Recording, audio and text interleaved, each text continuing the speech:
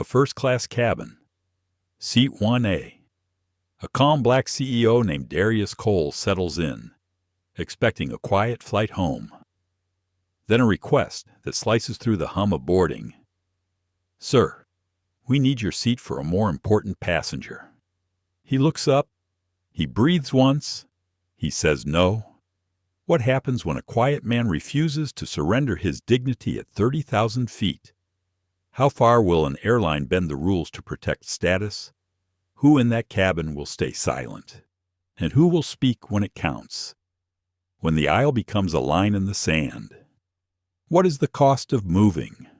What is the cost of staying? This is not just a seat on a plane. It is a test of who we are when no one is watching. A stranger's voice across the aisle. A supervisor's threat in front of a crowd.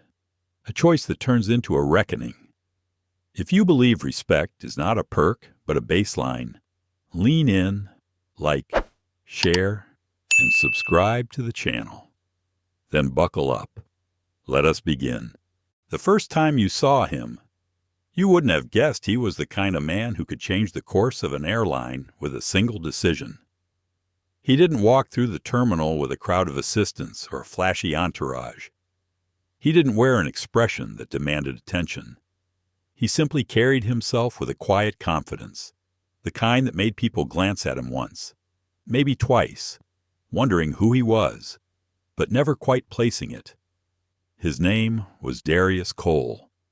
He was 46 years old, the founder and CEO of Cole Systems, a global technology company that powered the operational software of several major airlines across the country. But on that particular Thursday afternoon at Atlanta International Airport, he wasn't thinking about contracts, clients, or data systems. He was just another passenger boarding a plane home. Darius wore a tailored navy blazer over a soft charcoal t-shirt, dark denim jeans that fit neatly, and loafers polished enough to catch the light as he walked. In his hand was a sleek black carry-on, and tucked beneath his arm was a worn leather briefcase.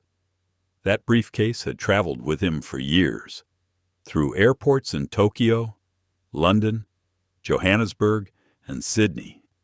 Inside it today were only a few documents, a slim laptop, and a fountain pen his father had given him when he signed his very first business deal 2 decades ago. The terminal around him was alive with the familiar chaos of travel.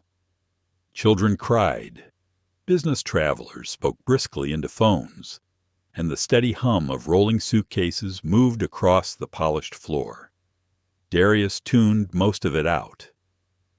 He had always had a way of moving through crowded spaces quietly, without announcing himself.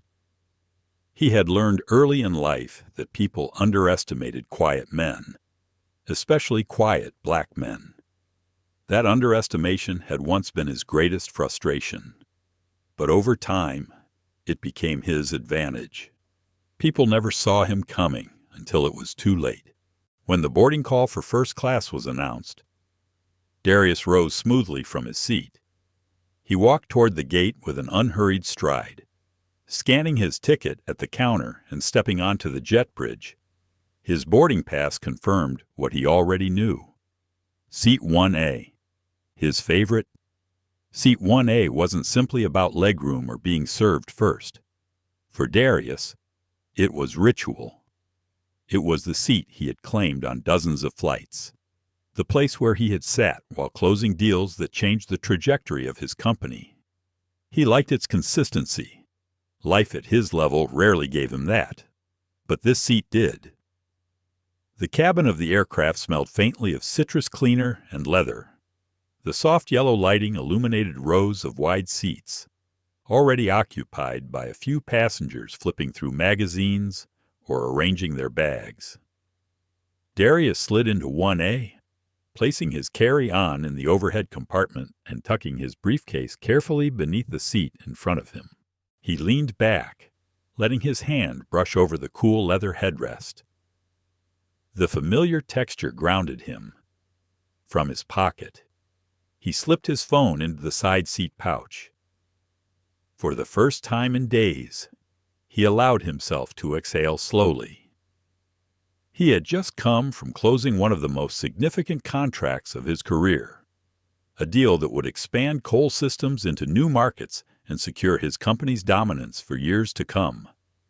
The thought of a quiet flight back to San Diego, with perhaps a glass of bourbon before takeoff, felt like the small luxury he deserved.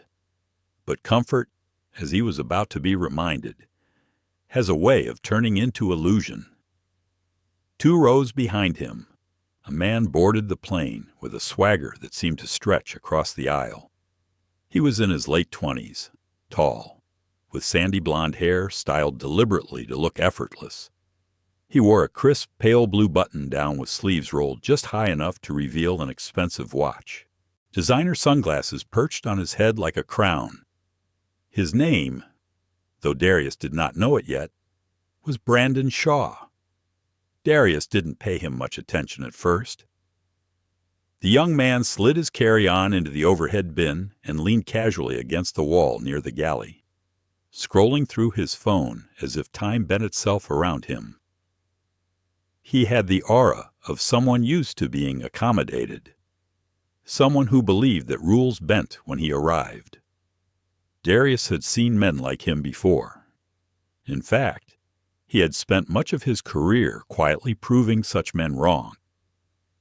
The flight attendants moved through the cabin, checking latches, adjusting headsets, smiling their trained smiles at passengers. Darius folded his hands loosely in his lap and closed his eyes for a moment.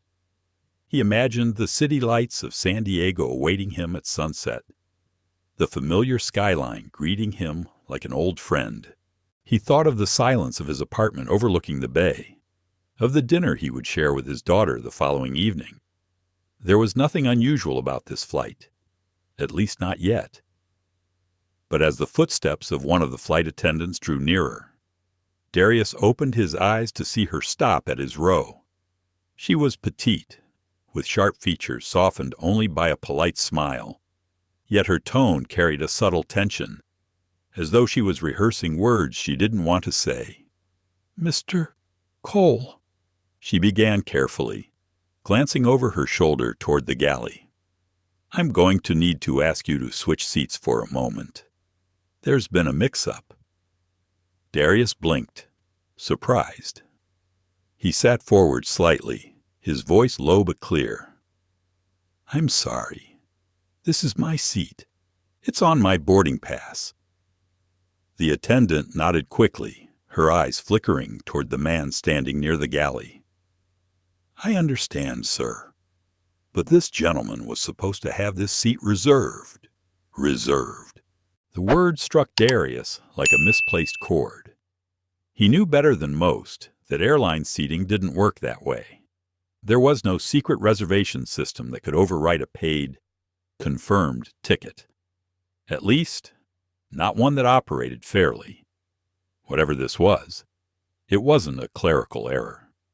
Still, Darius's expression remained calm. His years in boardrooms had taught him the value of composure when others expected disruption. He had learned that the quiet voice often cut deeper than the loud one.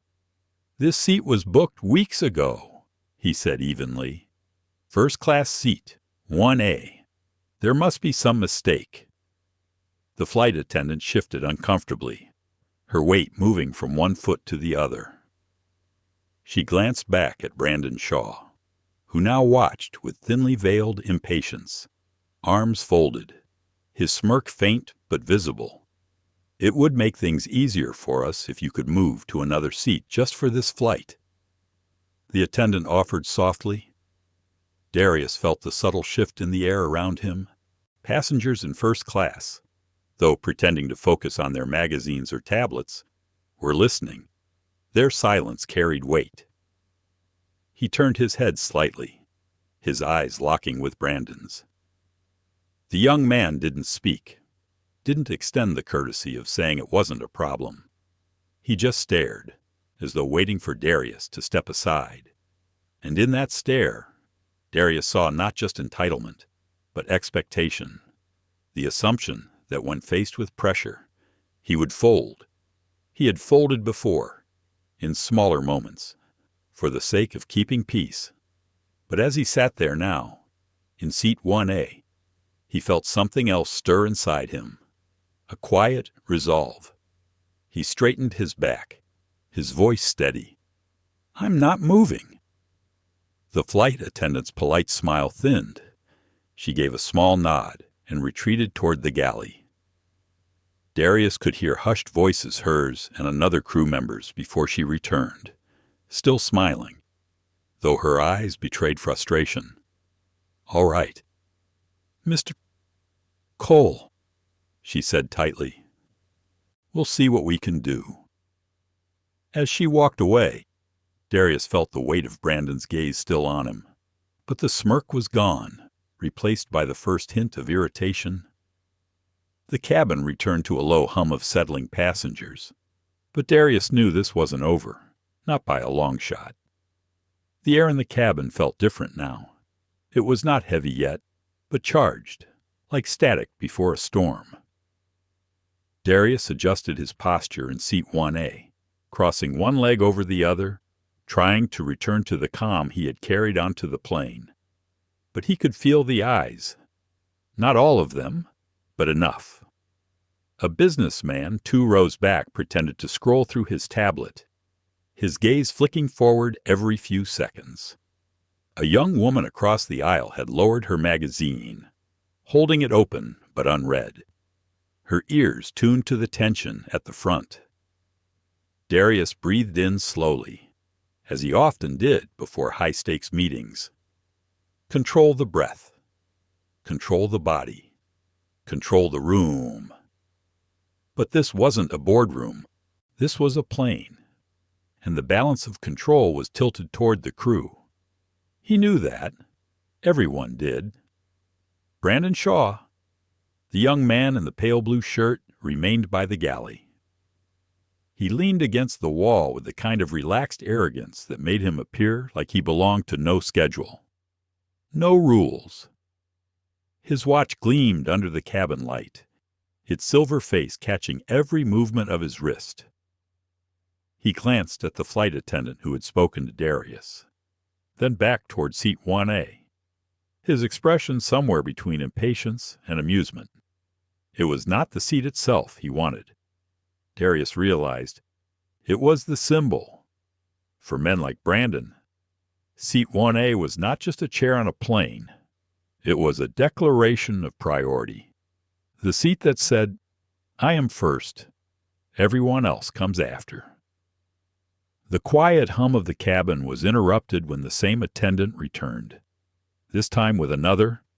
The second was taller, his shoulders squared in the practiced posture of authority. His smile was clipped, polite but cold. He leaned slightly toward Darius. "Mr. Cole," he began, his tone more formal. "I'm afraid there's been a miscommunication with seating. We'll need you to relocate so this passenger can take his assigned spot." Assigned. There it was again. That word dressed up in neutrality but carrying a blade beneath. Darius met his eyes calmly. His voice was low, even, but it carried. Assigned to him or assigned to me, because my ticket says seat 1A, and I boarded according to that. The attendant's jaw tightened. He glanced at Brandon, who smirked as if enjoying the performance, then back at Darius. "It's important to our operations today," he said quickly. Darius tilted his head. "Important to your operations, or important to him?" A small ripple of reaction passed through the cabin. Someone coughed awkwardly. A passenger in row 2 lowered his newspaper entirely now, watching openly. The tension was no longer confined to whispers. Brandon finally stepped forward, his voice smooth, practiced, the kind that tried to sound friendly but carried entitlement underneath. "Listen, man," he said casually. "I fly with this airline every week. Seat 1A is my spot. It's nothing personal." Darius turned toward him slowly, his eyes steady. Nothing personal becomes very personal when you expect someone else to give up what they paid for just because you want it. The words landed like stones in water, sending ripples across the cabin. Brandon's smile faltered, his jaw tightening.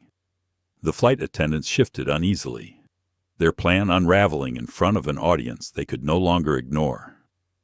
"Gentlemen, please," the taller attendant interjected quickly. "We can resolve this without what a voice cut in sharply. It came from across the aisle. An older woman, her gray hair neatly braided, her posture regal, leaned slightly forward. Her eyes, sharp and unyielding, were fixed on the attendants. Without making a scene, she finished for them. "This is already a scene, and it's not him making it." Her voice carried authority, the kind that made people pause. The attendants exchanged a quick glance, clearly not expecting interference. Brandon looked annoyed, shifting his weight, his entitlement suddenly less secure under the spotlight of strangers. The taller attendant cleared his throat. "Ma'am, please. We just need cooperation so the flight can depart smoothly." The woman's eyes narrowed. "Then let the man keep the seat he paid for. That's how it works, isn't it? Or has that changed?" A murmur spread through first class. A man 2 rows back spoke up, his tone firm. "He's right. The ticket decides the seat. End of story." The balance in the cabin was shifting. What had begun as a quiet attempt to pressure one man into compliance was becoming a public standoff. Darius could feel the current of support building around him, even as the attendants tried to maintain control. "If you don't cooperate, sir," the taller attendant said firmly, his politeness thinning, "we may have to delay departure." Darius leaned back in his seat, his voice calm, almost quiet, but it carried to every corner of the cabin. "If that's what it takes, then I suppose we're delaying. I'm not moving." Silence. Then a few mutters, some annoyed, others approving. The older woman across the aisle gave a small nod, her lips pressed in a line of determination. Brandon exhaled sharply through his nose, pulling out his phone as if to retreat into its glow. The attendants withdrew again, disappearing into the galley. Darius's heart beat steady but strong in his chest. He had faced shareholders demanding impossible numbers, government officials questioning his methods, and competitors trying to tear down his company. But this, here in the narrow cabin of a plane, felt different. It was not about contracts or business. It was about dignity. He closed his eyes for a moment, letting the sound of murmured conversations wash over him. In his mind, fragments of memory surfaced. A networking dinner years ago where someone assumed he was an assistant until he took the podium. A client who shook every hand in the room but his, until realizing his signature was the one they needed. Countless small slights, often brushed aside, but never forgotten. This was one more attempt to move him, not because it was right, but because they thought they could. And something deep inside him whispered, "Not this time." The minutes dragged as passengers settled again, though the tension lingered. The hum of the engines preparing for departure filled the cabin, but it could not drown out the anticipation. People were waiting to see what would happen next. Then the announcement came over the intercom, the captain's voice measured, neutral. "Ladies and gentlemen, we are finalizing seating arrangements and will be departing shortly. Thank you for your patience. Seating arrangements." The phrase rang like a warning bell in Darius's mind. They were still maneuvering behind the scenes, still trying to find a way to bend him without breaking their facade of authority. He opened his briefcase, pulling out a folder, pretending to study its contents while his mind stayed sharp, waiting, Sure enough, moments later, the attendants returned. This time they were not alone. With them was a uniformed ground supervisor, his badge catching the light. His smile was the kind used for bad news, polished but empty. "Mr. Cole," the supervisor said loudly, his voice carrying through the front of the cabin. "We're going to have to ask you one last time to move to another seat so we can accommodate our elite member." Several heads turned immediately. The confrontation was no longer private. It was theater. Darius set the folder down slowly, his movements deliberate. His voice was steady, but it carried weight. "And I'm going to have to tell you again, I'm not moving. I have a confirmed seat, and I boarded according to my ticket." The supervisor's smile thinned. "Sir, refusing to comply with crew instructions can result in removal from the aircraft." There it was. The threat dressed in policy, the attempt to make him the problem. From across the aisle, the older woman spoke again, louder this time. "This is absurd. You can't just bump a paying passenger because someone else wants his seat." Another man added, "Yeah, that's not how it works." The murmurs grew into a low chorus of discontent. Brandon shifted uncomfortably, his smirk gone now, replaced by irritation. The supervisor pressed on. "We're asking for cooperation so we can depart on time.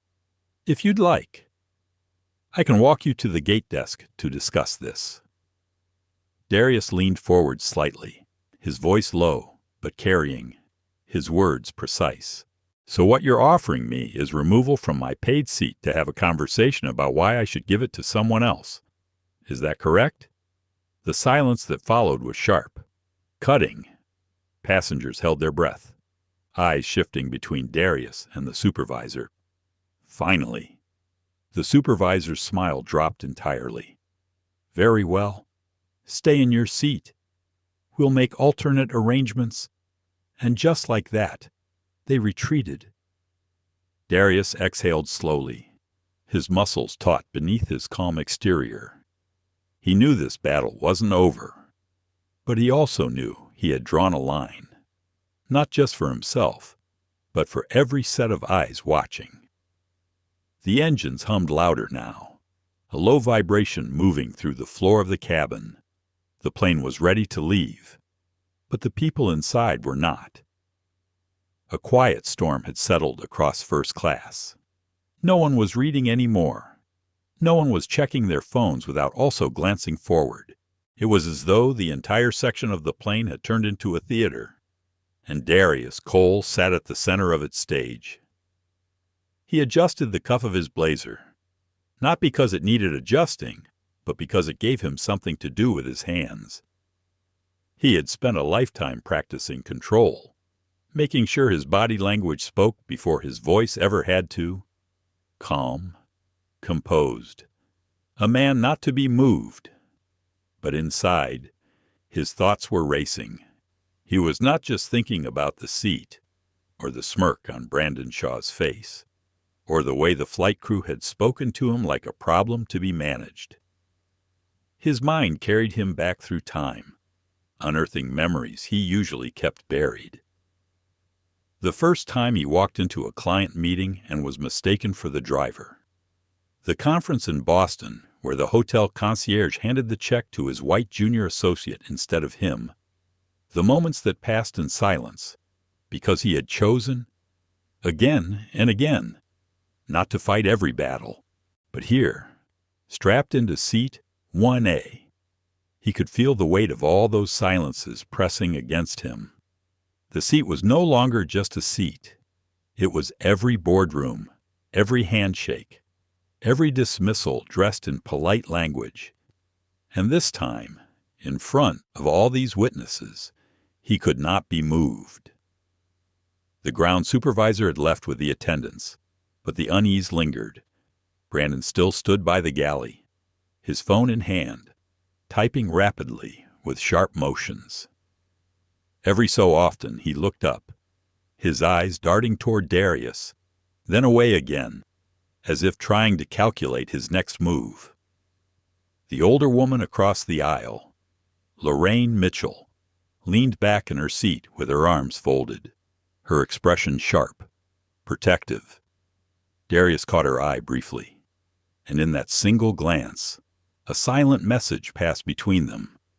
"You are not alone." The minutes stretched, long enough for irritation to grow among passengers. A man in row 3 sighed loudly. "We're going to miss our connections at this rate," he muttered. Not to anyone in particular, but loud enough to be heard. Darius understood that frustration. Delays were never welcome. But he also knew something deeper. Every disruption has a cause, and sometimes that cause matters more than the delay. He wanted to say it aloud, but restrained himself. His role was not to convince the restless. His role was simply to stand firm. The intercom crackled again. The captain's voice calm, measured. "Ladies and gentlemen, thank you for your patience. We're working to resolve a minor seating issue before departure." Minor. The word rang in Darius's mind like an insult. A situation that had forced him to defend his dignity in front of strangers was labeled minor. He closed his eyes briefly, centering himself. Calm. Darius. Steady. The footsteps returned. This time, not just 1 or 2 crew members. 3, the tall attendant, the ground supervisor, and a third man in uniform with the polished look of a senior operations manager. His presence made it clear this was no longer a routine request. The operations manager smiled as he stopped by row 1. His voice was low, professional, designed to sound reasonable. "Mr. Cole, I understand you've been asked to relocate.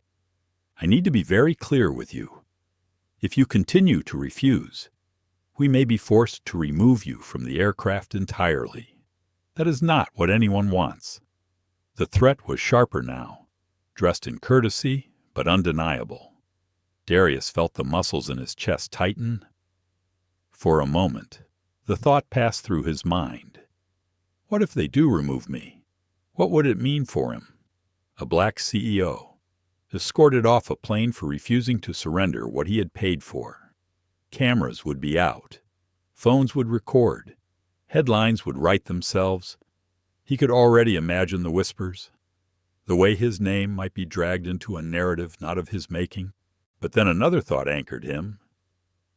If I move now, if I give in, what does that say to myself? What message does it send to everyone watching? He spoke slowly, every word deliberate. "I have a confirmed ticket, seat 1A.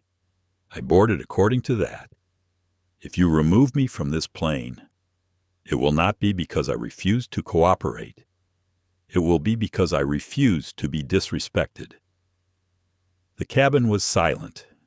Even the man in row 3 who had complained earlier was now listening intently. Lorraine Mitchell leaned slightly forward, her voice clear. "He's right. You can't punish him for standing up for himself." We all heard what was said. A few nods rippled through the cabin. It was not a roar of support, but it was enough to make the crew hesitate. The operations manager's jaw tightened. He looked toward Brandon, who shifted uncomfortably, his confidence fading under the weight of too many witnesses. Finally, the manager exhaled. "Very well. Mr. Cole, you may remain where you are." The words landed like a release of tension. Darius felt the knot in his chest loosen, but only slightly. Victory was not relief. Victory was simply survival. The crew withdrew again, the threat hanging in the air but retreating. Brandon muttered something under his breath, slid into a seat further back, and turned his face toward the window. His fight was over, but his pride was not. The engines roared louder as the plane finally began to push back from the gate. A few passengers clapped quietly, more as a release of energy than applause. Darius did not smile. He kept his eyes forward, steady on the seat back ahead of him. Lorraine leaned slightly toward him, her voice low but firm. "You did right. Don't let them make you doubt it." Darius gave a small nod, his gratitude silent but deep. As the plane taxied, his mind wrestled with the weight of what had just happened. He had stood his ground, but the cost was still unfolding inside him. His heart still carried the tremor of the threat, the humiliation of being treated like he did not belong in the seat he had paid for. He wondered how many times this had happened to others, without witnesses, without resistance, without anyone speaking up. He knew one thing for certain. He could not let this go. Not this time. Not after the public spectacle. Not after the attempt to make him the problem. By the time the plane lifted into the sky, climbing above the clouds, Darius's resolve had hardened. He stared out the window, the world shrinking below, his reflection staring back at him in the glass. He was no longer thinking about a seat on a plane. He was thinking about power, about respect, about consequences, because this was not the end of the story. It was the beginning. And somewhere deep inside, a plan was already forming. The flight to Seattle should have been uneventful. 3 hours in the sky, a bourbon in hand, maybe a nap, and a quiet drive home. That was how Darius had pictured it when he walked into the airport earlier that day. But now, sitting in seat 1A, the seat he had defended like a fortress, every detail of the last 40 minutes was burned into his memory. The hum of the engines pressed against the cabin, steady but hollow, as though even the air had grown heavier. Darius leaned back, his arms resting on the padded armrests, his posture steady, but his chest still tight. His eyes followed the streak of fading sunlight across the wing, a golden smear that slowly gave way to gray. He told himself to breathe. He had won, at least on the surface. He had kept his seat. He had not been dragged off the plane. He had made the crew back down. But inside, victory did not feel like triumph. It felt like residue, like smoke left after a fire. He thought of Brandon Shaw sitting a few rows behind him, probably scrolling through messages on his phone, maybe already complaining to friends about how his airline had failed him. Darius imagined the texts, the smug retelling, the narrative already being spun. Yet none of that mattered. What mattered was the way the airline had treated him as expendable, the way they had stood in front of him, calm voices masking sharp threats, trying to make him feel like the disruption, the obstacle, the problem. He closed his eyes and heard the words again. Minor seating issue. If you continue to refuse, we may be forced to remove you. Those phrases repeated in his mind like echoes in an empty hall. His thoughts wandered back to the early years, before Cole Systems had grown into a name that carried weight. He remembered the long nights coding alone, in a rented apartment, eating takeout while sketching business models on the back of napkins. He remembered investors who smiled politely but dismissed him, assuming he lacked the pedigree or connections to succeed. He remembered the first deal he lost because a competitor whispered doubts about whether his company could be trusted. Through it all, he had taught himself discipline. Speak carefully, move deliberately, earn respect through competence, even if recognition comes late. It had worked, mostly. But moments like this reminded him that respect earned can still be denied in an instant. The seatbelt light clicked off. Passengers rustled in their seats, pulling out books, adjusting blankets, murmuring small talk. A flight attendant passed by offering drinks. When she stopped by Darius, her tone was neutral, perhaps softer than before, but still touched by unease. "Would you care for something to drink, Mr. Cole?" He studied her face for a moment, looking for sincerity, but finding only a professional mask. He gave a small nod. "Bourbon? Neat." She scribbled it down quickly and moved on. Darius watched her disappear down the aisle. He wondered if she would ever think about this moment again, or if, by tomorrow, it would be folded into the blur of her job, another inconvenience forgotten. The bourbon arrived in a glass that clinked faintly against the tray. He lifted it, held it just below his lips, and thought again of Lorraine Mitchell across the aisle. She had spoken when others had stayed silent. Her words had steadied him more than she would ever know. He glanced her way now and caught her gaze. She lifted her glass of water slightly, almost like a toast. He returned the gesture with a subtle raise of his bourbon. No words, just acknowledgement. The first sip burned in his throat, rich and sharp. He let it linger. The rest of the flight passed in fragments. The man in row 3 who had complained earlier fell asleep, his head tilted awkwardly against the window. A couple whispered to each other in low voices, their hands touching across the armrest. Brandon Shaw never made another appearance. He stayed in his seat, quiet, subdued. Darius wondered if it was shame or just sulking, but he did not care enough to decide. When the plane began its descent, the cabin filled with the shuffle of passengers preparing to land. Darius packed away his folder, tucked his phone into his jacket pocket, and sat with his hands clasped in his lap. His body looked calm, but inside his thoughts moved like currents beneath the surface of a still river. The landing was smooth, the wheels kissing the runway with only a soft bump. Applause did not break out, as it sometimes did. The cabin remained quiet, heavy with the unspoken memory of what had happened before takeoff. As the plane taxied to the gate, Lorraine leaned across the aisle slightly. "Mr. Cole," she said softly, "don't let this stay with you too long. You handled it with grace. That matters." Darius gave her a gentle smile. "Thank you, Ms. Mitchell. You helped more than you know." The seatbelt light clicked off, and people began standing, pulling down bags, rushing to the aisle as though the minutes saved by hurrying mattered more than patience. Darius waited, as he always did, letting the crowd thin before stepping into the aisle. He pulled his carry-on down carefully, slung the strap of his briefcase over his shoulder, and moved with measured steps toward the exit. As he passed Lorraine, she touched his arm lightly. "Take care of yourself." He nodded once. "And you."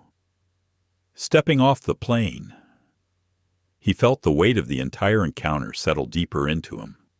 The fluorescent lights of the jet bridge were harsh, clinical, but they did nothing to wash away the sting of what had happened. He walked through the terminal in silence, surrounded by chatter and rolling suitcases, but inside, his thoughts were already shifting. By the time he reached the baggage claim, where his driver waited, Darius knew this story was not going to end at the airport. In the car, the city lights blurred against the tinted window. His driver, a middle-aged man with kind eyes, glanced in the mirror. "Good flight." Sir Darius hesitated. Then he simply said, "We made it." The driver nodded, unaware of the storm those words contained. At home, the silence felt heavier than usual. He dropped his briefcase on the kitchen island, poured himself a glass of water, and stood staring at it, motionless. The bourbon on the plane had quieted him briefly, but the quiet was gone now. What remained was sharper. He picked up his phone, scrolled through his contacts, and hovered over Trevor's name. Trevor Bennett, his COO, the man who had stood beside him since the early years of Cole Systems, steady, loyal, pragmatic, the kind of man who knew when Darius's tone meant business. Darius pressed the call button. Trevor answered on the second ring. "Still at the office," Trevor said. "Everything good." Darius's voice was calm, but underlined with steel. "I need you to pull the AeroVista contracts, every clause, every renewal date, every dependency. Put them on my desk first thing in the morning." Trevor paused. "What happened tomorrow?" Darius said, his tone final. "We'll talk tomorrow." He ended the call and stood in the silence of his kitchen, the glass of water untouched. For the first time that night, he allowed himself a faint smile. It was not joy. It was resolve. The airline thought they had faced a minor issue. What they did not realize yet was that their minor issue was about to become their major problem. Morning came with pale light stretching across the San Francisco Bay. Darius Cole woke earlier than usual, long before his alarm, his mind already racing. Sleep had been shallow, broken by fragments of the flight replaying in his head. Each time he closed his eyes, he saw the smirk on Brandon Shaw's face, the hesitant expression of the flight attendant, the corporate supervisor threatening him with removal. He moved slowly through his morning routine, deliberate in each motion. Shower, shave, crisp navy suit, polished shoes. On the surface, nothing unusual. Yet beneath the calm exterior, his thoughts sharpened like the edge of a blade. By the time he arrived at the Cole Systems headquarters, the city was just beginning to stir. The glass building reflected the early sun, its sleek edges cutting into the skyline.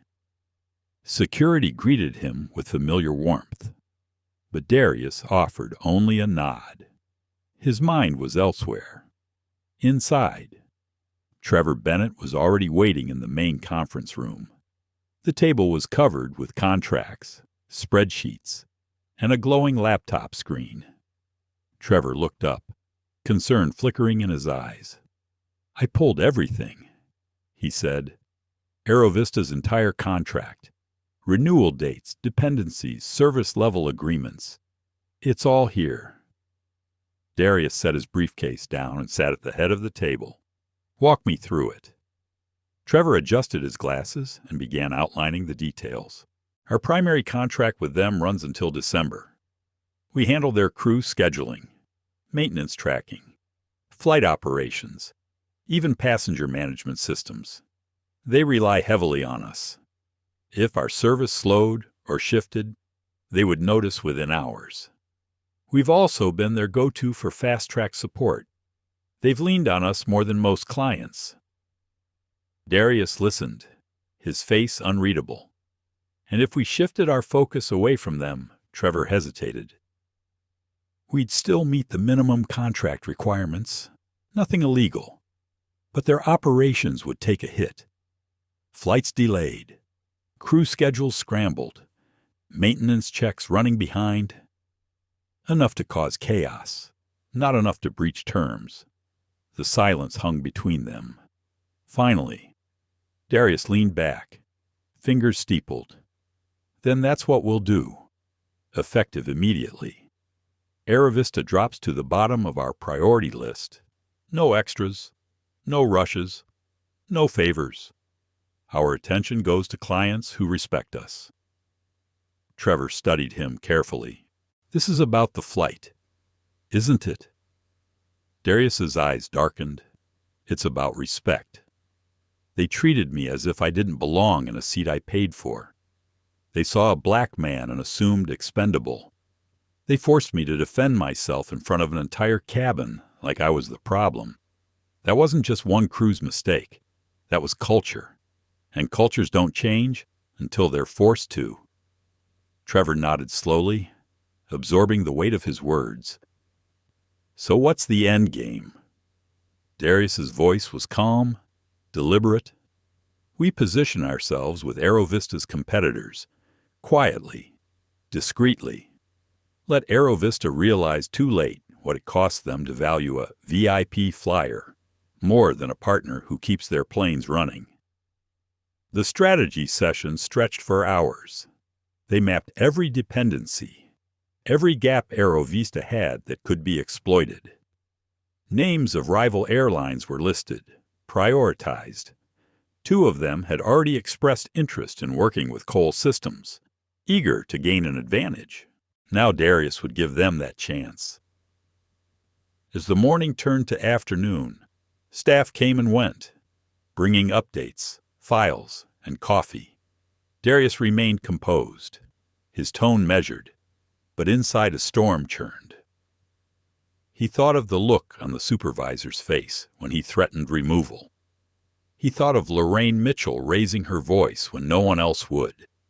He thought of how silence had filled the cabin after his refusal, heavy and suffocating. At one point, Trevor leaned forward, his voice quiet. You could call Aerovista directly. Tell them what happened. Give them a chance to make it right. Darius shook his head. Respect that only comes after consequences isn't respect. It's survival. They'll learn more from silence than from warning. That evening, when the office had quieted, Darius remained in the conference room alone. Papers scattered across the table glowed under the dim lights. Outside, the skyline shimmered with city lights. But his focus was locked inward. He thought of his mother, years ago, reminding him that dignity is not what others give you, but what you refuse to surrender.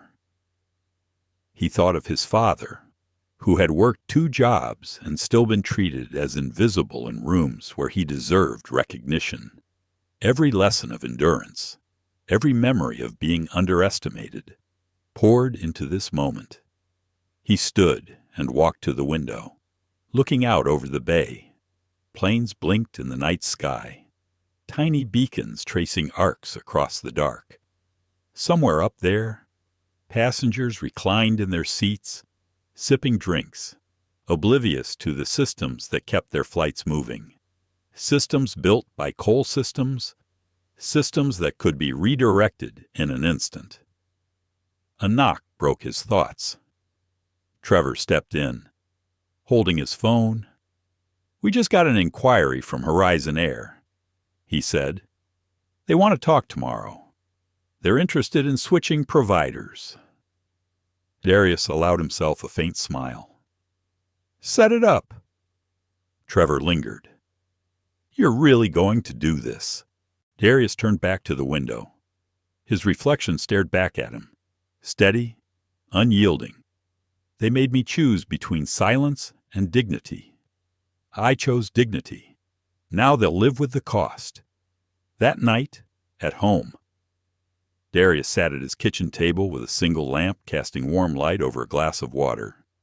The house was quiet, but his mind was loud.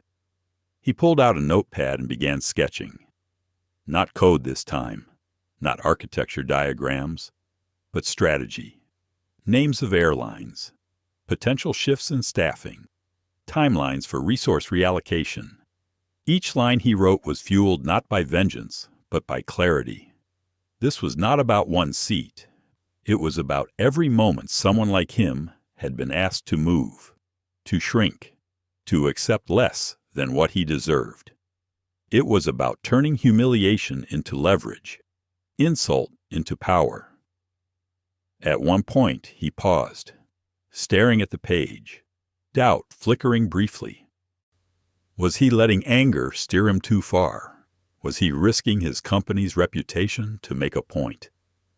The doubt whispered, seductive, urging him to soften, to compromise. But then he remembered the flight attendant's eyes avoiding his, the way the supervisor raised his voice loud enough for everyone to hear, branding him as the disruption. He remembered Lorraine's firm words, "He belongs here."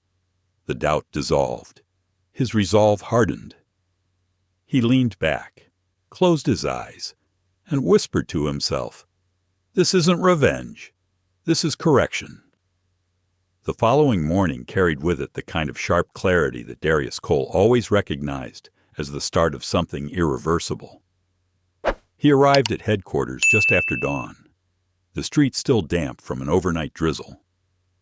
The building's glass facade mirrored the rising sun, and inside, the hum of activity already pulsed like the lifeblood of a company preparing for change. Trevor was waiting again, this time not in the conference room, but in Darius's office, pacing near the window. Horizon Air confirmed the meeting. He said without preamble, "They want to sit down with us this afternoon. They're pushing hard for details on how fast we could transition their systems." Darius set his coffee on the desk and loosened his tie slightly. "Good. Let them know we'll be ready." Trevor hesitated. "You realize they're smelling blood. They must have heard something about Aerovista struggling. The industry whispers fast." Darius allowed himself a small smile. "Let them smell it. I want Horizon hungry. The hungrier they are, the more leverage we'll have." The hours between morning and afternoon blurred with preparation.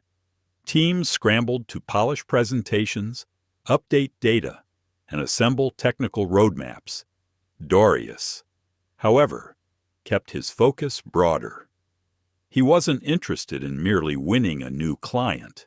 He wanted Horizon to understand the philosophy behind Cole Systems' efficiency, resilience, and above all, respect. At 2:00, Horizon Air's executives arrived. They were younger, sharper, and less encumbered by tradition than Aerovista's team had ever been.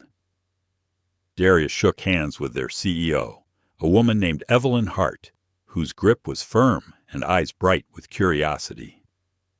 "I've admired your company's growth," she said. "The way you've scaled operations without losing quality. That's not easy in this industry." Darius inclined his head. "Quality is only sustainable when it's built on respect. Respect for time, respect for resources, respect for people." Evelyn leaned forward as they settled into the conference room.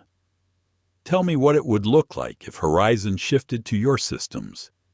How quickly could we move, and how much pain would Aerovista feel if they lost you?" The question was blunt, and Darius respected the boldness. He outlined the possibilities with precision, his voice calm but laced with quiet authority. By the time the meeting ended, Horizon's executives were buzzing with energy, already discussing timelines. Evelyn shook his hand again on the way out, her smile confident. "We'll be in touch soon. This feels right." When the door closed behind them, Trevor exhaled heavily. "They're in. You could see it on their faces." Darius nodded. "Good. That's the first step." But even as Horizon moved closer, Aerovista was beginning to wobble. Later that evening, Trevor entered Darius's office holding his phone with a look that mixed amusement and tension. "Listen to this," he said. Hitting speakerphone, a voice crackled through, hurried and tight. "We're experiencing delays on multiple routes. Crew scheduling is off by hours. Maintenance logs aren't syncing properly. We've escalated requests, but support hasn't responded as quickly as before. Flights are at risk of grounding." The call ended with promises of follow-up, but Trevor didn't hide his grin. That's Aerovista's regional office. They're already feeling the shift. Darius didn't smile. He remained still, his gaze fixed on the city lights outside. "It begins," he murmured. That night, back at home, the quiet pressed in heavier than before. He sat at his dining table, untouched dinner cooling in front of him, mind lost in thought. He replayed the meeting with Horizon, Evelyn's eager eyes, the subtle desperation in the Aerovista manager's voice. He should have felt satisfaction, perhaps even triumph. Instead, what he felt was heavier. His mother's voice echoed again in memory. Dignity is what you refuse to surrender. He had not surrendered, but part of him wondered, in the privacy of silence, if he was now turning dignity into a weapon rather than a shield. He poured himself a glass of water and leaned back, staring at the ceiling. Was it wrong to push so hard? Was he punishing more people than the ones responsible? He thought of the crew members scrambling at Aerovista's offices, people who had no part in humiliating him, yet now bore the brunt of disrupted systems. The doubt returned like a shadow, whispering compromise. But then he saw again the image of the supervisor looming above him on the plane, threatening removal as if he were unruly cargo instead of a paying passenger. He saw Brandon Shaw's smug grin. He remembered Lorraine Mitchell's voice cutting through the silence. He belongs here. The doubt dissolved. His resolve returned. The next morning, the consequences accelerated. News spread in quiet corridors of the industry. Aerovista was falling behind on schedules. Flights delayed, crews irritated, passengers complaining, competitors circling like hawks. Inside Cole Systems, Trevor brought in updates hourly. They've sent 2 formal requests already for increased support, he reported. They're trying to sound polite, but they're rattled. Darius responded evenly. We'll honor the contract. Nothing more, nothing less. By the end of the week, Aerovista's corporate office called directly. The operations director's voice trembled with suppressed urgency. Mr. Cole, we've noticed a decline in response times. Our partnership has always been strong. Is there something we should be aware of? Darius kept his tone calm. Your service is aligned exactly with the terms of our agreement.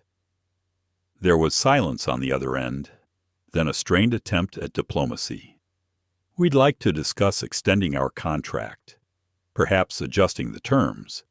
We're prepared to be flexible. Darius's reply was steady, almost gentle. I'm already in conversations with others. We will fulfill our obligations to you. But beyond that, I believe our paths are diverging. The director faltered, clearly unprepared for the firmness of his tone. The call ended with empty promises to follow up. Trevor walked in minutes later, eyebrows raised. You just shut the door. Darius leaned back in his chair. I didn't shut it. I let it close itself. The storm was no longer a private storm. It was spreading into boardrooms, flight schedules, press releases waiting to be drafted. Aerovista was stumbling, not yet falling, but everyone in the industry could sense the tremor. And Darius, sitting in his glass office high above the bay, remained calm, the still center of the hurricane he had chosen to unleash. Yet inside, he was not untouched. That night he returned again to the quiet of his home, the lamp casting its soft circle of light. He sat down, closed his eyes, and breathed deeply. The battle he fought was not just against an airline. It was against the long shadow of every moment he had been underestimated, dismissed, or diminished. He whispered into the stillness, words only for himself.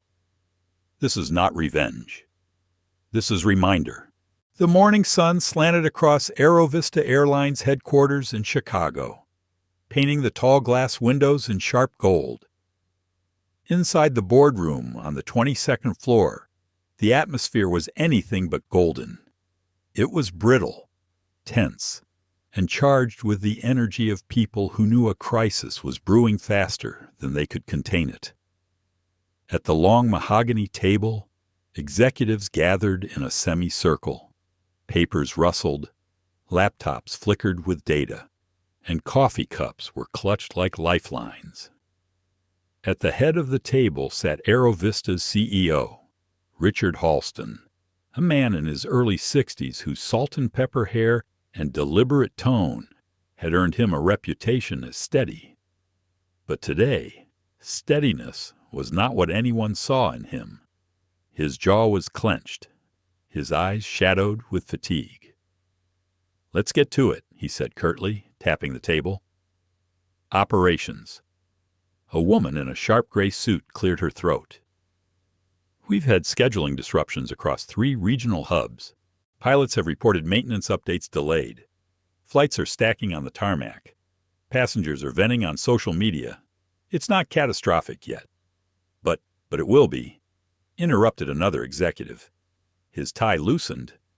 "If this continues, we're looking at cancellations, refunds, compensation, regulatory attention.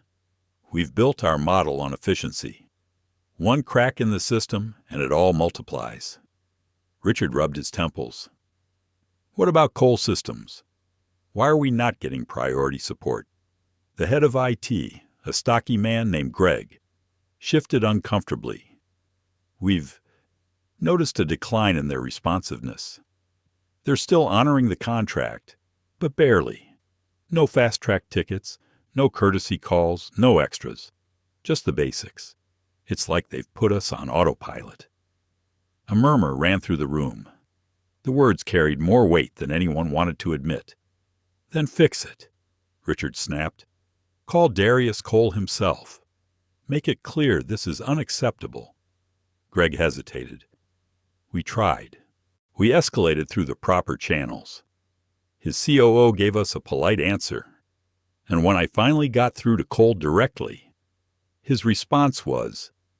He trailed off, searching for a diplomatic phrase. Richard's eyes narrowed. Was what he said. Greg swallowed. "Your service level is aligned exactly with the terms of our agreement. Nothing more, nothing less." The room fell into silence. It wasn't just the words, it was the finality in them. Executives exchanged uneasy glances, the reality dawning like a thundercloud. Cole Systems wasn't slipping. They were pulling back. On purpose. Finally, a vice president slammed his hand on the table. "This is outrageous. We're their largest client." "Apparently not large enough." Another shot back. "They're entertaining competitors. Horizon Air's name keeps popping up in the market chatter." If Cole shifts to them, Richard cut him off, his voice rising. "Enough speculation. We need facts. Where do we stand?" The CFO, a meticulous woman with glasses perched low on her nose, spoke for the first time. "If Cole Systems withdraws fully, it would take us 6 to 12 months to transition to another provider. During that time, our efficiency metrics would crater. Stock prices would dip. Shareholders would ask questions. Competitors would gain ground. We'd survive. But our reputation would take a hit we can't afford." The word reputation hung in the air like a blade. Everyone knew Aerovista sold itself not just on flights, but on reliability. If passengers and partners lost trust, years of branding would unravel. Richard leaned back, exhaling slowly. His gaze drifted to the window, where the skyline glittered obliviously. All of this because one supplier decides to tighten the screws. No one spoke the obvious truth aloud, but it rang silently in every mind. This wasn't about one supplier. This was about one man. Meanwhile, hundreds of miles away in San Diego, Darius sat in his own office, the bay stretching out beyond the glass walls. He was reviewing a report when Trevor entered. "News from Chicago," Trevor said, dropping a folder on the desk. "Their board met this morning. Word is, they're in chaos. Stock analysts are already picking up on delays. Aerovista hasn't admitted anything publicly yet, but it's leaking. The press will circle soon." Darius skimmed the notes, his face unreadable. "It's moving faster than I expected." Trevor crossed his arms. "Faster and louder. You realize this will hit headlines? And when it does, people will connect dots. They'll trace it back to us. To you. For a moment, Darius said nothing. He set the folder aside and leaned back in his chair, his gaze distant. He thought again of that day on the plane, the humiliation, the supervisor's threat, the smirk plastered on Brandon Shaw's face. He thought of Lorraine's defiant voice, but he also thought of the crew members in Aerovista's offices, the IT team scrambling to put out fires they hadn't started. He imagined their exhaustion, their frustration, their whispered questions about why the systems weren't responding like they used to. Was he punishing the guilty, or everyone tethered to them? Trevor seemed to read his silence. Look, I know why you're doing this, and you're right to stand your ground. But sometimes power has ripples. You may intend a message for the top, but the bottom feels it first. Darius nodded slowly. I know. His voice was low, measured, and I don't take it lightly. But this isn't about vengeance. It's about balance. They tipped the scales the wrong way. Now they'll learn what it feels like. Trevor studied him for a long moment, then gave a small nod. As long as you remember why you started this. That night, Darius drove home in silence. The city glowed around him, neon signs flickering, traffic weaving, at a red light. He caught his reflection in the rearview mirror. His face looked calm, but his eyes betrayed the weight of choices. At home, he poured a glass of water and sat at the edge of his bed. His phone buzzed with emails from Horizon Air, eager to finalize terms. The path forward was clear, yet clarity didn't erase conflict. In the quiet, his mother's words returned again. Dignity is what you refuse to surrender. He whispered them aloud, as though anchoring himself to the truth. I won't surrender it. Not now. Not ever. The next morning, Aerovista made their first desperate move. An email arrived, signed personally by CEO Richard Halston. It was dressed in corporate language, but the desperation leaked through every line. They wanted a meeting. They wanted to renegotiate. They wanted to remind Darius of our long-standing partnership and mutual respect. Darius read it once, then set it down. Mutual respect. The irony was sharp enough to cut. For a moment, he considered responding. But then he remembered the scene on the plane, the supervisor's cold smile, the flight attendant's avoidance, Brandon's entitlement. Mutual respect had been stripped away in that moment. And once stripped, it could not be pasted back with polished words. He closed the email. He would not reply. In Chicago, Aerovista's boardroom braced for another storm.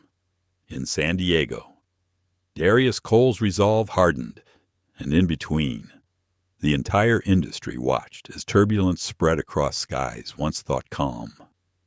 By the end of that week, Aerovista Airlines was no longer fighting its battles inside boardrooms. The battle had spilled into living rooms, phones, and coffee shops across the country.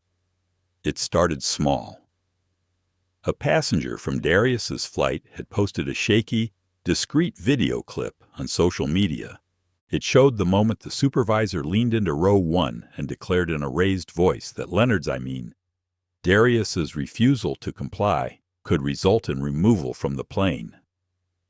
The video ended just before the supervisor walked away, but the damage was already sealed. Within 24 hours, the clip had been shared thousands of times, then millions. Comment sections exploded.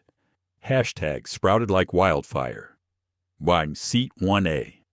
Flying while black. Respect the passenger. News anchors picked it up next. A prime-time broadcast featured the video with a stern anchor's voiceover. Another airline accused of discriminating against an African-American passenger, this time allegedly asking him to give up his confirmed first-class seat for another traveler deemed more important. The incident raises questions about how far airlines will go to appease their elite customers at the expense of basic fairness. By Monday morning, Aerovista's name was on every trending chart. Customers began posting their own stories, some about rude attendants, others about similar seat conflicts, and a few about outright humiliation. The internet had turned into a chorus, each voice adding fuel to a fire that Aerovista couldn't control. One tweet read, "I was once bumped from first class at Aerovista so they could seat a VIP. I'll never forget how small it made me feel. Never again." Another said, "This is bigger than a seat. It's about dignity. If they can treat a paying passenger like this, what hope is there for the rest of us?" The storm became relentless. Protest groups called for boycotts. Travel bloggers ripped Aerovista apart in long threads, dissecting their so-called loyalty program. Civil rights organizations issued statements demanding accountability. Inside Aerovista's headquarters, panic intensified. Executives watched helplessly as public opinion unraveled in real time. Calls flooded their customer service lines, most demanding refunds, some just screaming.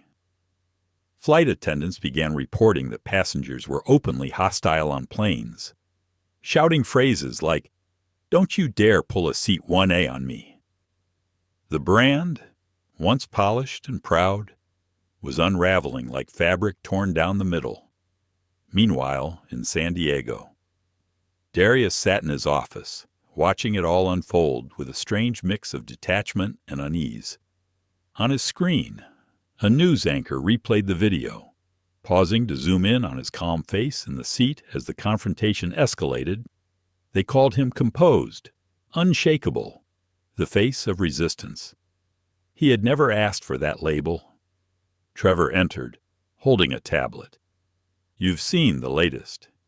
The hashtags are out of control. Aerovista stock dipped 4 points this morning. That's billions in valuation." Darius nodded slowly. "I expected backlash. But this..." His voice trailed. "It's bigger than you," Trevor said carefully. "The public isn't just angry about what they did to you. They're angry because your story confirmed what they've felt for years. The video made it undeniable." Darius leaned back in his chair, his fingers steepled. He remembered the silence on that plane after he refused to move. The older woman's voice, cutting through with moral clarity. The man 2 rows back, agreeing firmly. Those small moments had been validation enough.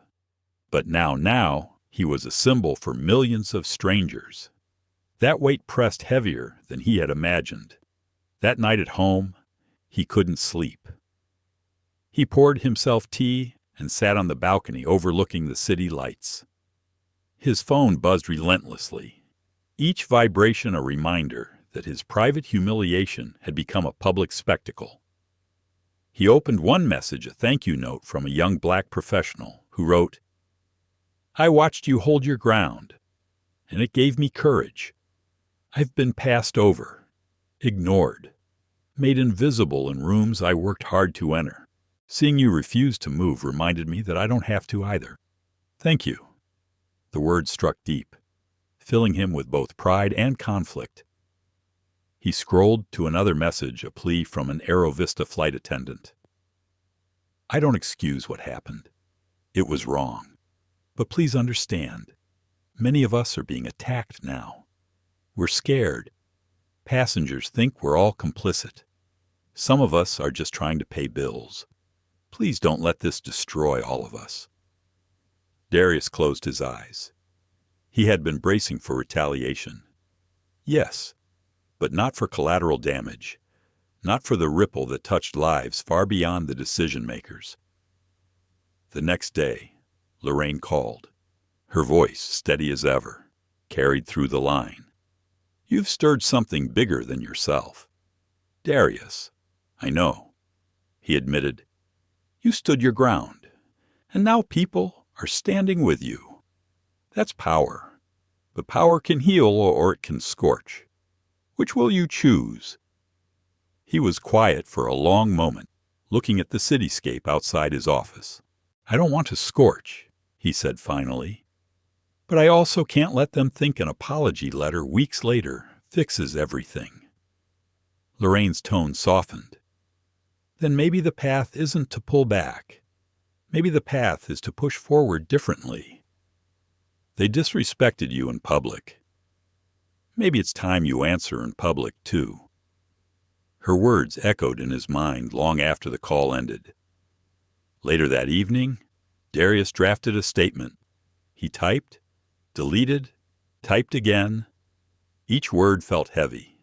Each sentence a balancing act between anger and clarity.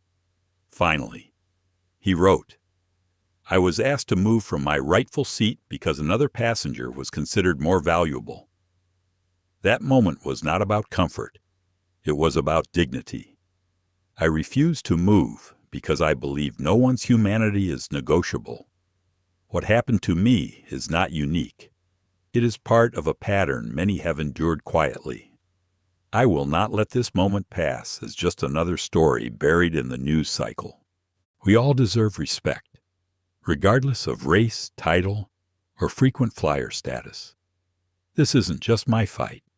It's ours. He read it aloud. The words didn't feel like revenge. They felt like truth. When he posted it, the response was immediate. Tens of thousands of shares within hours. The message spread, not as gossip, but as testimony. Back at Aero Vista headquarters, the board watched the statement circulate with dread. It wasn't just a story now. It was a movement. In homes across the country, people repeated his words, nodding in agreement. Respect was no longer an abstract virtue. It was a demand. And for Aero Vista, the skies were growing darker by the day. The morning light over San Diego was calm, but the mood inside Aero Vista's headquarters in Dallas was anything but. The boardroom was filled with tight faces and restless hands, coffee cups going cold as executives shuffled through printed reports and glowing tablets. Each page told the same story: reservations had dipped, refund requests had skyrocketed, and call centers were buckling under customer rage. At the head of the table sat Richard Halston, the airline's CEO. His tailored suit looked perfect, but the tension in his jaw betrayed how little sleep he had gotten. He tapped his pen against the glossy table. We're not here to panic, he said, though his voice carried the brittle edge of someone already there. We're here to fix this. One executive, a sharp-eyed woman from communications, leaned forward. We've drafted a press release apologizing for the unfortunate incident. We'll frame it as a miscommunication, emphasize our commitment to diversity and fairness, and roll out a new training program for staff. If we move fast, we can shift the narrative. Richard scanned the paper, his lips pressing into a thin line. It's weak. People don't want a miscommunication. They want accountability. They want blood. Another executive, head of operations, interjected. We can't throw the crew under the bus. Morale is already in the gutter. Half our attendants are fielding abuse mid-flight from angry passengers. If we single out the staff, we risk mutiny. The room fell quiet. No one said it out loud, but they all knew the real problem wasn't just the attendants or the supervisor. The problem was the passenger they had tried to strong-arm. The problem was Darius Cole. He's not some nobody, Richard muttered, breaking the silence. He's the CEO of the very company that runs our operations software, and he's turned into a folk hero overnight. The communications lead nodded grimly, and his statement didn't help. It wasn't angry. It was principled. That's why people believe him. Richard pushed the press release aside. We need more than words. We need a strategy, a campaign, something to drown out his voice. Back in San Diego, Darius wasn't thinking about campaigns. He was in his office staring at his inbox, which had become a storm of media requests. CNN wanted him on prime time. The New York Times wanted a profile. Magazines, podcasts, advocacy groups all wanted his story. Trevor entered, holding a thick stack of printouts. Media coverage summary. He explained, "You're everywhere. Some are framing you as the face of corporate accountability. Others are calling you the accidental activist. Either way, you've become the center of the storm." Darius exhaled slowly, pressing his palms against the desk. "And I never asked for this. I didn't want to be a symbol." Trevor studied him. "But you are one. Whether you like it or not, people are looking to you for more than just a soundbite. They're looking for leadership." Darius leaned back, his thoughts heavy. In the quiet of his own mind, doubt stirred. Was he helping the fight for dignity? Or was he feeding chaos? Was he empowering people? Or risking collateral damage to workers who had nothing to do with the decision? He could hear the flight attendant's plea in his mind. "Please don't let this destroy all of us." That night, Aerovista staged its first public move, a live-stream press conference. Richard Halston stood before a wall of branded logos, cameras flashing, microphones thrust forward. His expression was solemn, his words carefully measured. "We at Aerovista deeply regret the unfortunate situation on Flight 382, he began. "This was never about race, status, or favoritism. It was a rare misstep, one that does not reflect our values as a company. We are committed to making changes, training programs, new oversight, and direct listening sessions with our passengers. To Mr. Darius Cole, we extend our sincerest apologies." The statement was polished, but hollow. The public knew it. Comment sections beneath the live stream filled instantly. PR spin. Too little. Too late. If it wasn't about status, why was the other guy treated as a VIP? The moment Richard stepped off stage, his phone buzzed. An advisor whispered urgently, "It didn't land. Social media is ripping it apart." Meanwhile, Darius watched the broadcast from his living room, his arms folded. The apology sounded less like contrition and more like containment. Lorraine called minutes later. "Well," she asked. "It was scripted. Damage control," Darius said flatly. "They're treating this like a branding issue, not a human issue." "And how will you treat it?" Lorraine asked.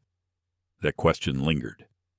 The next day, Aerovista tried again, this time launching a glossy PR campaign. Full-page ads in newspapers declared, "Every passenger matters," a new hashtag. Fly Fair with Aerovista appeared on their social accounts.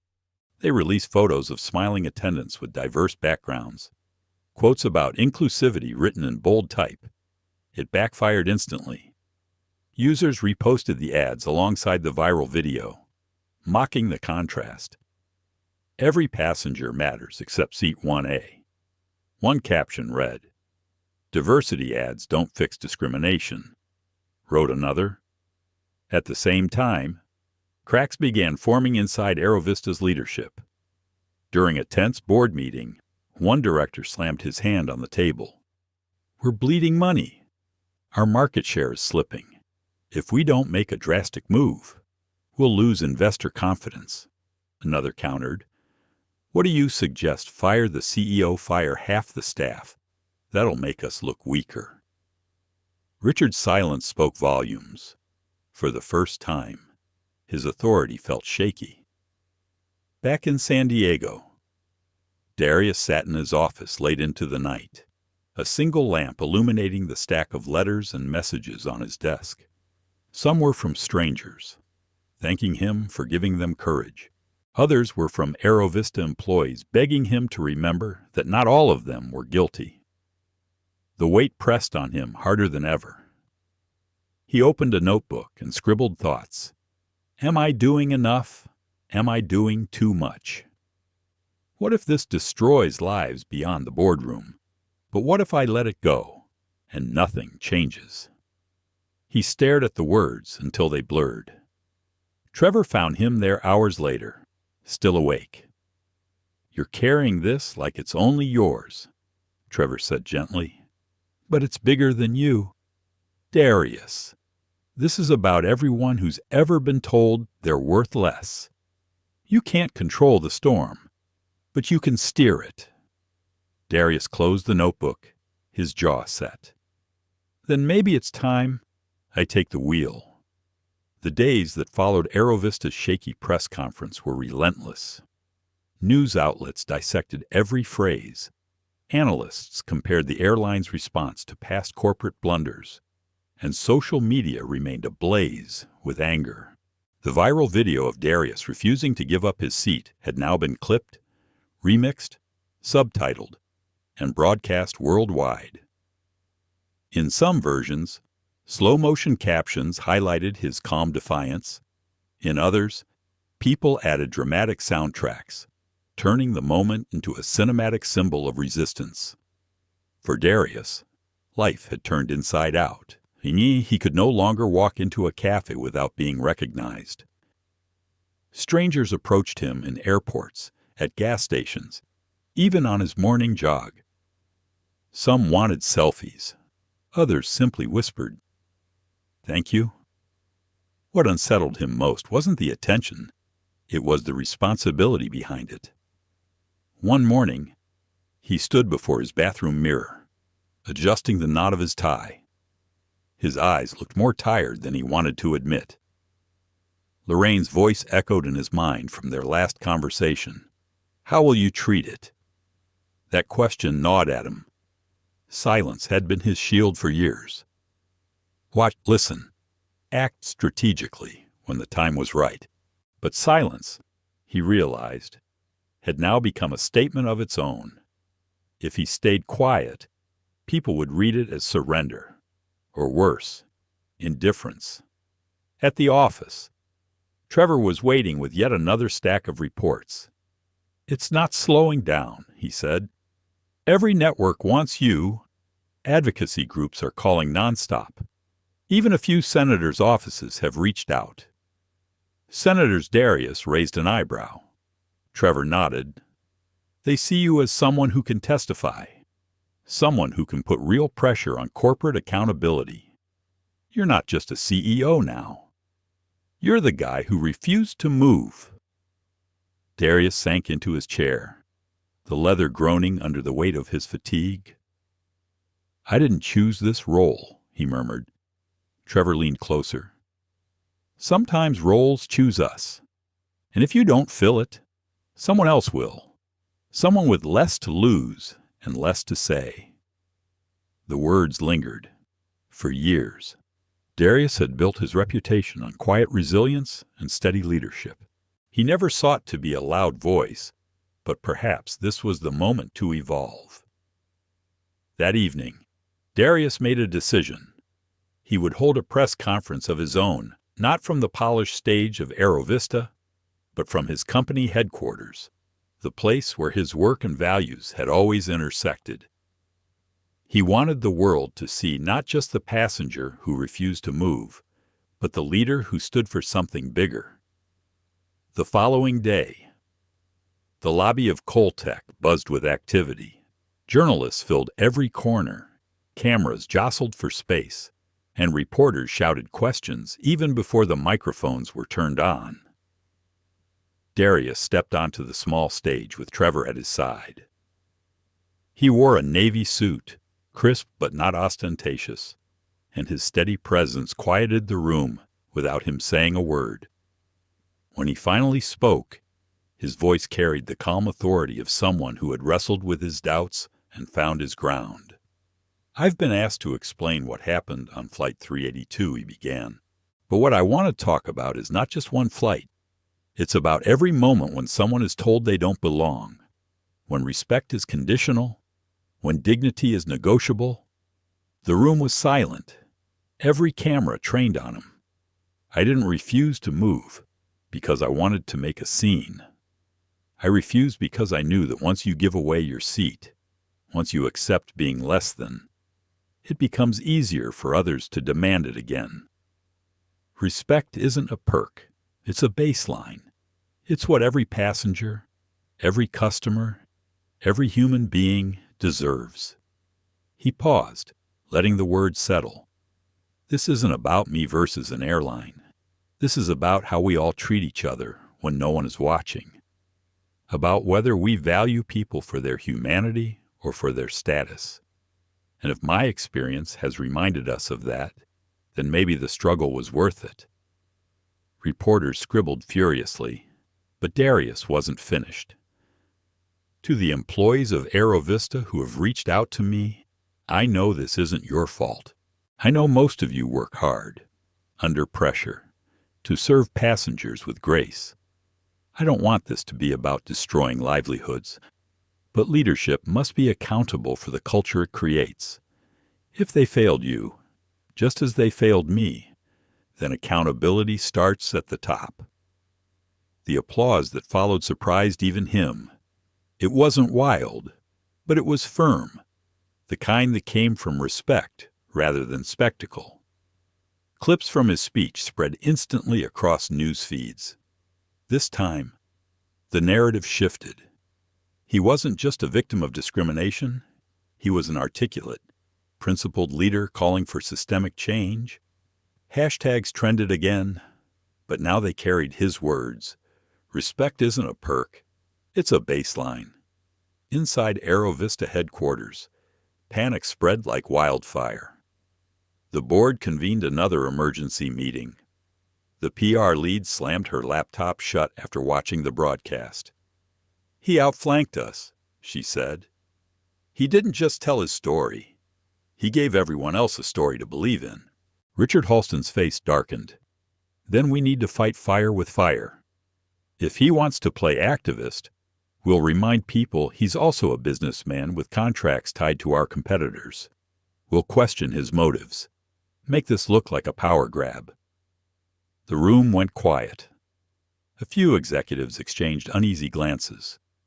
One finally spoke. Richard, if we attack him personally, we'll look desperate. And if even one piece backfires, we'll dig our own grave. Richard's voice grew sharp. We're already in the grave if we do nothing. Behind closed doors, fault lines within the leadership widened. Some argued for genuine reform, new policies, structural changes, even resignations at the top. Others doubled down on deflection and image management. The tension reached a boiling point when one board member leaned across the table and said, "The real problem isn't Darius Cole. The real problem is you, Richard. You let this spiral because you refused to admit we were wrong." For the first time, Richard's authority was openly challenged. His face hardened, but he didn't respond. Meanwhile, Darius returned to his office, drained but resolute. He sat alone at his desk long after the journalists had gone, the echoes of applause still humming in his ears. Yet beneath the strength of his public words, his private doubts resurfaced. Am I risking too much? What if this fight hurts the very employees I try to defend? What if the backlash never ends? He leaned back, closing his eyes. For years, he had guided his company through crises with precision and control. But this storm was different. It was bigger, messier, and more personal than anything he had faced. Trevor entered quietly, placing a glass of water on the desk. You were powerful today, he said softly. Darius opened his eyes. I don't feel powerful. I feel exposed. Exposed is good, Trevor replied. It means you're human. And people don't need a perfect leader. They need one who feels what they feel and still stands tall. Darius nodded slowly. He wasn't sure where this path would end, but he knew one thing. Silence was no longer an option. His voice, whether he wanted it or not, had become a weapon. And now, the question was how far he was willing to wield it. The morning after Darius spoke at his headquarters, the story took another turn. A leaked internal memo from AeroVista began circulating online. It was short, clipped, and stripped of empathy. It spoke of optics and exposure, of brand safety and containment. It did not mention dignity. It did not mention passengers. It certainly did not mention responsibility. Within hours, the memo was everywhere. News anchors read it with raised brows. Commentators shook their heads. The memo landed like a confession no one meant to make. Inside AeroVista, the board gathered once more. The room looked the same as it had for weeks. The same long table polished to a sheen. The same screen filled with graphs and damage reports. Yet the people looked different. Shoulders sagged. Eyes flickered with doubt. The human cost of the crisis had arrived, and it did not care about titles. The CFO spoke first, voice measured but tight. Reservations down again, refunds increasing, share price sliding despite buybacks, morale at breaking point. The head of legal followed, civil rights groups preparing formal complaints, class action inquiries surfacing, regulators asking questions. Then a new voice, calm but unyielding, a board member who had been silent until that day. She leaned forward and spoke to the room with the clarity of someone who had already accepted the cost of the truth. We lost the public because we lost the plot. We talk about systems and schedules, but we forgot people. This did not begin with software. It began with a choice to treat a man like a problem. Silence filled the room. The sentence hung in the air like a verdict. In San Diego.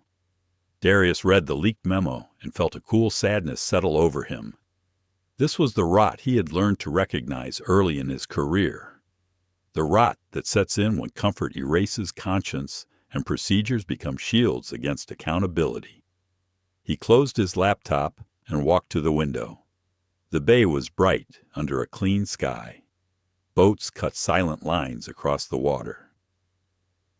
He placed his palm against the glass and let the cool pane steady his breath. Trevor knocked once and stepped in. "There is more," he said, placing a printed email on the desk. "Richard Halston wants a private meeting. He is asking to meet today. No media, no lawyers. He wants you and him in a room." Darius lifted the paper and read it twice. The email was precise and formal, but there was strain in the language. The words bent under their own weight. Darius set it down and stared at the wood grain of his desk. In his mind, the cabin returned, the scent of citrus cleaner, the light on the leather, the supervisor's voice, too loud for a private request, announcing consequences like a performance. "Do we take the meeting?" Trevor asked. Darius did not answer at once. He imagined the room in Dallas, the table, the careful smiles. He imagined the apologies and the gentle deflections. "We are sorry you felt that way. We regret the misunderstanding." He also imagined the crew members who had written to him in fear and exhaustion. He imagined Lorraine Mitchell's steady eyes across the aisle. "If I meet him," Darius said slowly, "it will not be behind closed doors. It will be at the gate where it began. At the very place where a choice was made to turn a seat into a spectacle. And he will not stand alone. Mrs. Lorraine Mitchell will be there, and any apology spoken will be spoken to her as well. She defended me when it cost her nothing but comfort. That deserves recognition." Trevor nodded, pride easing the worry in his face. "And your terms?" he asked. Darius returned to his desk and pulled a notepad toward him. He wrote as he spoke. The ink steady. Public apology on record. Not a statement read by a spokesperson, but an apology spoken by leadership. Independent oversight body for passenger dignity and crew protection, with real authority and transparent reporting. Clear policy that any seat reassignment requires consent from the paying passenger and written documentation for audit. Permanent hotline for passengers and staff to report coercion or bias without fear. Training that is designed with civil rights partners, not just written by marketing. And one more thing. No quiet firings of frontline staff for optics. Culture is set at the top. If heads must roll, they should roll where decisions begin. Trevor listened, then smiled without joy. That will rock them. Darius capped the pen and folded his hands. It is not about rocking them. It is about righting us. The reply to Halston went out within the hour. Terms were clear. Location was symbolic. The time was tight enough to demand courage. As the email flew, the industry watched. Another leak made sure of that. By noon, the plan was already trending. Gate B12 at Dallas. The same kind of gate where 1,000 quiet kindnesses and 1,000 small cruelties pass every day unnoticed. This one would not pass unnoticed. On the flight to Dallas, Darius felt the cabin from the inside again. The seat gave under his shoulders. A glass clinked softly on a tray beside him. He watched a child 2 rows ahead press her palms against the window and laugh at a passing cloud. Life happened in these aisles every day. Birthdays, fears, reconciliations, small mercies, sharp humiliations. He breathed in and let the sound of engines steady the noise within him. For a moment he closed his eyes and saw his father in an old suit, hat in hand, holding the door for people who pretended not to see him. He saw his mother at the kitchen table, reminding him that respect begins where fear ends. When the thought loosened his chest, he opened his eyes again. Aerovista headquarters was a long drive from the airport, but the meeting was not at headquarters. It was at the gate, just as Darius had insisted. Security was tight, but the space was not closed. Travelers walked past with rolling luggage, slowing when they recognized the faces and the cameras. In the center, a simple podium with 2 microphones, no banners, no slogans, just a place to speak. Halston arrived with 2 assistants and a face that carried the strain of a month of storms. He extended a hand. Darius took it, his grip firm, but not performative. Nearby, Lorraine Mitchell took her place. She wore a simple dress and a cardigan, her posture as steady as it had been in Seat 1C. When Darius caught her eye, she nodded once, the same small nod that had reached across an aisle and lent him strength on a day when he needed it. The hum of the terminal softened to a hush as Halston stepped to the microphones. He began without notes. Mr. Cole, Mrs. Mitchell, passengers, staff. I am here because we were wrong. Not wrong in a way that can be smoothed by language, but wrong in a way that requires change. We treated a paying passenger as a problem to be moved. We tried to make dignity negotiable. That is a failure of leadership and culture, and leadership begins with me. He paused and turned to Lorraine. Ma'am, you spoke when silence was easier. You honored the truth in a place not designed for truth. For that, I thank you, and I apologize to you for making you watch us strip respect from another person. Then he faced Darius. Mr.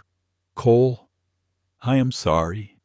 I am sorry for what was done to you and for what that moment revealed about us. We accept your conditions, all of them. We will not fire frontline staff to create an illusion of justice. We will build the oversight you described. We will report publicly. We will submit to outside review. And I will present this plan to our board and to our shareholders with the same clarity I speak with now. There was no applause. Not at first. The terminal was quiet in a way that felt like listening rather than spectacle. Darius stepped forward and spoke into the microphone without raising his voice. Accountability is not a performance. It is a practice. The words you just spoke matter. The policies that follow will matter more. This is not victory. It is a beginning. He turned slightly and gestured for Lorraine to step forward if she wished. She did. Her voice was clear and warm. I am not here for revenge. I am here because I want to fly in a country where a person can sit in the seat they paid for and be treated as if they belong. No more, no less. Make that true, and you will not need a campaign to sell it. People will feel it. Reporters began to murmur. Cameras clicked. The small crowd that had gathered near the stanchions started to clap, not wildly, but with the shape of relief. After the microphones went still, Halston asked for a private word. They moved a few steps aside, within sight of the gate agents and the travelers. He spoke quietly. You will cost me my job, he said without bitterness. I can feel it. The board needs a sacrifice. If that is the case, then let me say something plainly. I wish I had found the courage to say we were wrong the first day. I let fear of fallout make me barter with truth. That is the part I will live with. Darius studied his face and found something he had not expected to find there. Weariness. Yes. Calculation. Yes. But also a sliver of sincerity shaped by consequence. He nodded once. If you are removed, he said, let it be for the right reason. Not because you lost a media fight, but because you chose the truth too late. They parted with a small human courtesy, a simple thank you that did not try to erase what had happened. By evening, the recordings were online. The apology played across screens in apartments and airports and break rooms. Analysts argued about sincerity. Activists debated about sufficiency. But passengers kept returning to the same lines, the ones that felt like ground underfoot. Dignity is not negotiable. Accountability is a practice. No quiet firings at the bottom. In San Diego, Darius returned to the quiet of his home. He set his phone face down and stood by the window until the last violet light lifted from the water. When he finally sat, he wrote in his notebook, not a strategy this time, but a promise. If I have power, it is to make room. If I have a voice, it is to make the quiet heard. Trevor called just after 9. The board is meeting in the morning, he said. Word is they will accept the reforms. Word is they will also ask for Halston's resignation. Darius listened, then said what he had come to believe. Consequence is not cruelty when it is earned, but what matters is what comes next. He looked down at the notebook and added one last line. Tomorrow I will sit on another plane, and I will remember that every seat is a story waiting to be told right. Then he closed the book and let the house return to its gentle hush. The morning after the apology at Gate B12, the sun rose over Dallas with a thin gold line that promised heat. By mid-morning, Aerovista's board met behind closed doors, and by noon, a statement was out. The reforms proposed at the gate would move forward in full. A new independent oversight council would be chartered. Passenger consent would be required for any reassignment. An anonymous reporting line would open for both guests and crew. Training would be rebuilt with civil rights partners sitting at the table, not standing outside the door. And one more sentence that landed softly but changed everything. Richard Halston would step down at the end of the quarter. Darius read the statement in his hotel room and felt a quiet he had not known in weeks. It was not triumph. It was not relief. It was the stillness that arrives when a storm has spent itself and the air remembers how to breathe. He closed the laptop and looked at the small carry-on by the door. There was a flight to catch. He arrived at the airport early, not because he feared attention, but because he wanted to walk. The terminal was a river of motion. Families counted children and checked passports. Business travelers murmured into headsets. An older couple split a pastry and smiled at nothing at all. Life moved. That was the mercy of it. It had a way of moving even when you felt pinned to one moment. At the gate, a new placard stood beside the podium. It was simple. Passenger dignity policy. Clear lines in plain language. Seat assignments are final unless the paying passenger requests a change.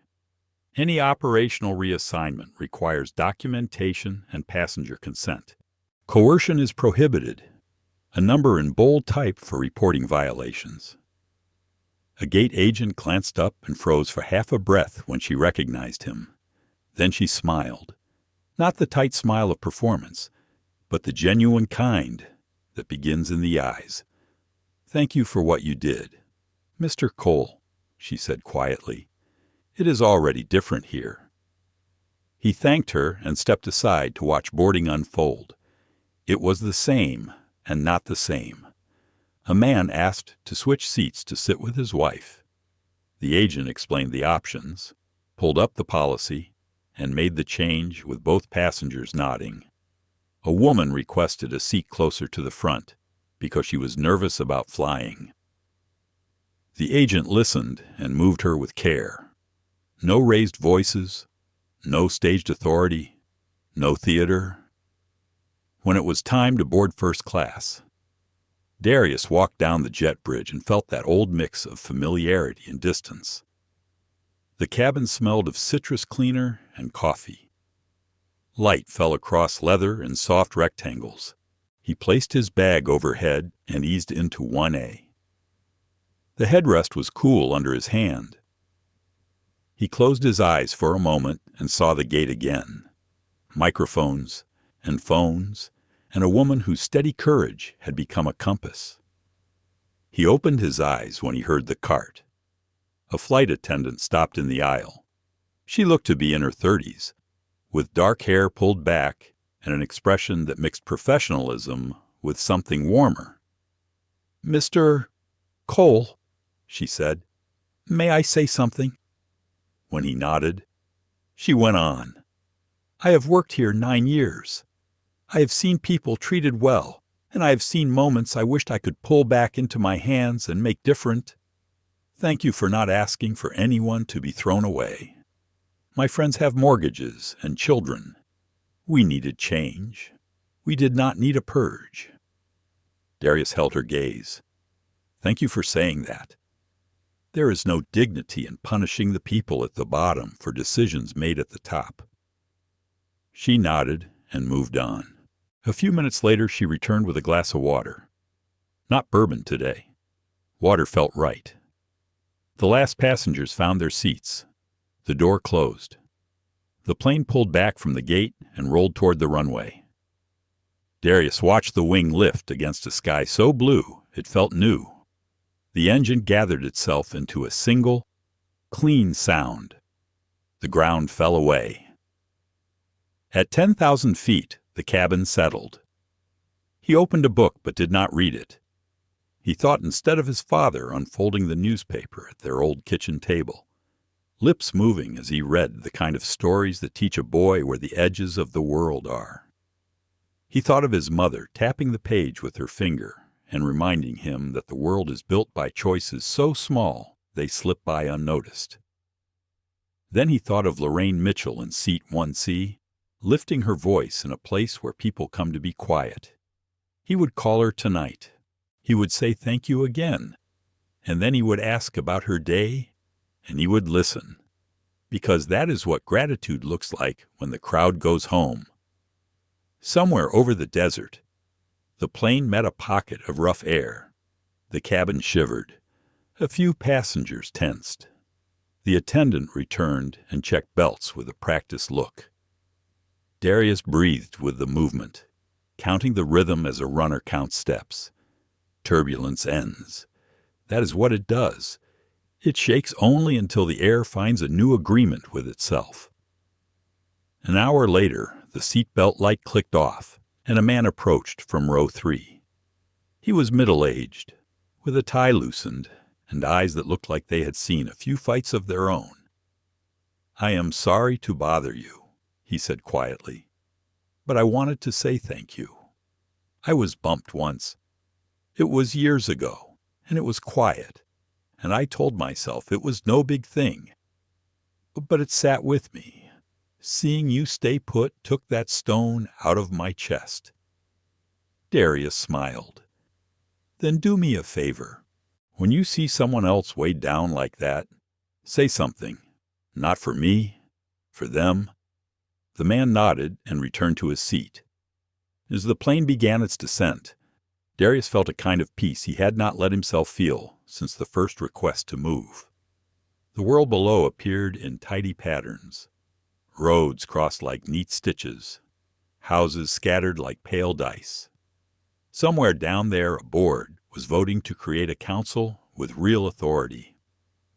Somewhere an agent was reading the words of a new policy to a nervous passenger and meaning them. Somewhere a supervisor was practicing the sentence, "I am sorry. You are right. You can keep your seat." They landed with a soft rise and fall, the rubber kiss of wheels on concrete, no applause, just breath and motion. The door opened and the aisle filled with the ordinary rush of people going home. At the front, the captain stood outside the cockpit with his hat in his hand. "Mr. Cole," he said in a low voice, "I was not on that flight, but I have been in this industry a long time. We forget that this work is about trust. Thank you for reminding us." Darius shook his hand and stepped into the jet bridge. The light there was harsh and honest. He walked into it and toward the terminal.